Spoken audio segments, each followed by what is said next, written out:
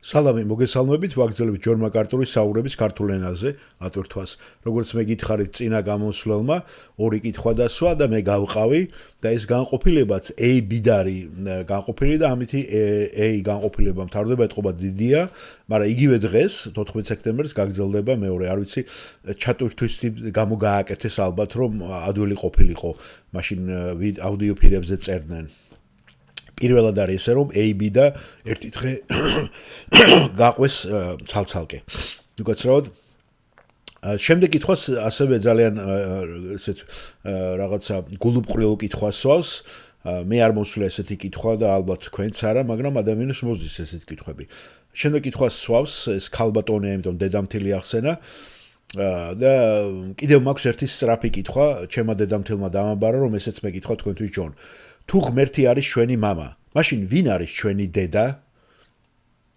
ჯონ მაკარტური არ დაიბნევა და ძალიან მარტივ, ძალიან გასაგებ ენაზე პასუხობს. დიახ, ჩვენ არ გვჭირდება დედა ბიბლიური გაგებით. ღმერთი კი მამაა მხოლოდ ადამიანური ტერმინოლოგიით. სულ ეს არის. სხვა სიტყვებით რომ ვთქვათ, ღმერთი არის ამ სამყაროს შემოქმედი, ერთადერთი შემოქმედი. ღმერთი არის სუვერენული, უნივერსალური შემოქმედი.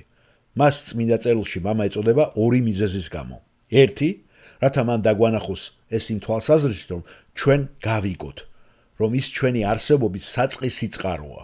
და მეორე, რათა მან გვაჩვენოს თავისი ურთიერთობა როგორც მამა-შვილთან, რომელიც არის ჩვენი გამომსყიდველიც. მაგრამ ღმერთმა შექმნა როგორც მოსიყვარულე მამამ და ამისათვის არ არის საჭირო, მას არ ჭირდებოდა დედა, რადგან ღმერთი თავისთავად სრულია და ის სულია. ადამიანი კი ასე არ არიან, მათ დედა ჭირდებათ რომ გააჩინოს შვილები.